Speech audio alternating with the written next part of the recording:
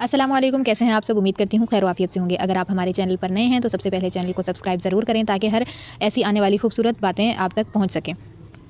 पिछली वीडियो में हमने एक हैरानकुन बात देखी थी कि एक कौम थी जो नबी सल्लल्लाहु अलैहि वसल्लम का इंतज़ार कर रही थी, यानी एक नबी का इंतज़ार कर रही थी, और जब वो नबी आ जाता है तो सबसे पहले वो इसका इनकार कर देती है। आज हम इस कहानी को थोड़ा सा आगे बढ़ाते हैं और देखते हैं कि फिर आगे क्या हुआ था। अगर हम ज़रा सोचें, अगर सच आपके सामने आ जाए तो आप इसे पहचान भी लें तो क्या आप फ़ौरन कबूल करेंगे या फिर अपनी अना, अपनी सोच और अपनी मर्ज़ी को तरजीह देंगे? आज ये आयत हमें इसी सवाल का जवाब देंगी। सबसे पहले हम देखते हैं कि यहाँ पे तर्जुमा क्या है। अल्लाह ताला क्या कह रहे हैं। अल्लाह की लानत है इनकार करने वालों पर।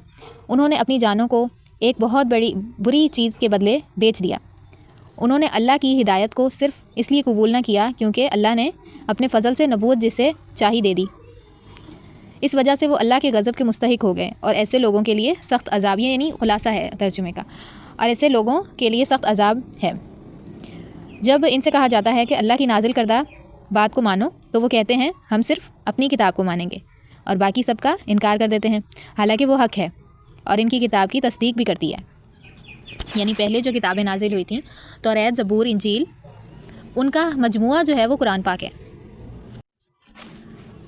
अब ये सिर्फ़ एक इनकार नहीं था, ये एक सौदा था, ऐसा सौदा जिसमें उन्होंने अपनी आखिरत हार दी। उन्होंने सच क्यों ठुकराया? क्योंकि वो चाहते थे कि नबी सल्लल्लाहु अलैहि वसल्लम इनमें से हों, इनकी नस्ल में से हों। लेकिन जब ऐसा ना हुआ तो उन्होंने सच को ही रद्द कर दिया। ये बिल्कुल ऐसे ही जैसे कोई शख्स सच को मानने के बजाय ये कहे कि अगर बात मेरी मर्ज़ी के मुताबिक नहीं तो मैं इसे नहीं मानूंगा।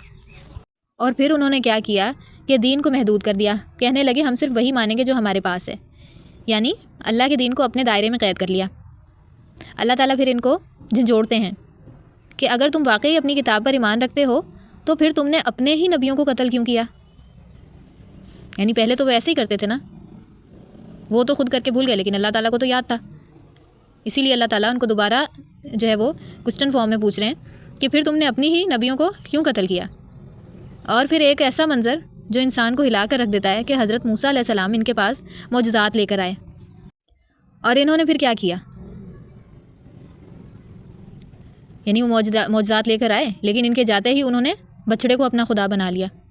फिर अल्लाह ने इनसे मजबूत अहद लिया, यहाँ तक कि पहाड़ को इनके ऊपर उठा दिया और कहा इस हिदायत को मजबूती से पकड़ लो। लेकिन इनका जवाब क्या था? हमने सुन लिया मगर हम मानेंगे नहीं।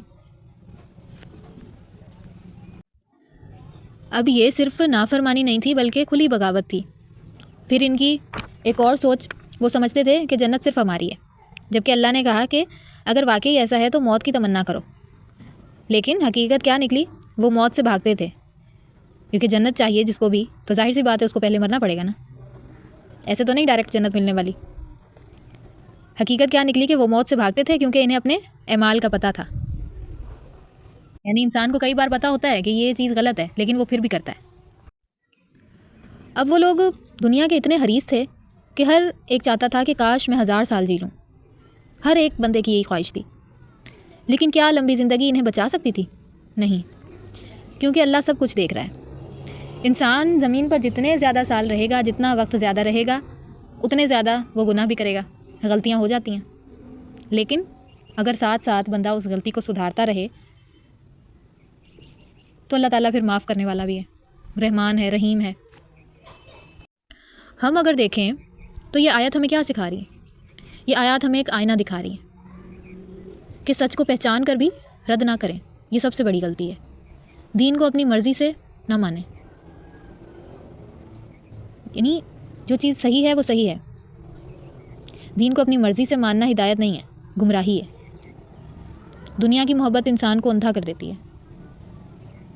आज हमें ख़ुद से पूछना है, क्या हम सच को फ़ौरन कबूल करते हैं या नहीं करते, या फिर अपनी अना को बीच में लेकर आ जाते हैं?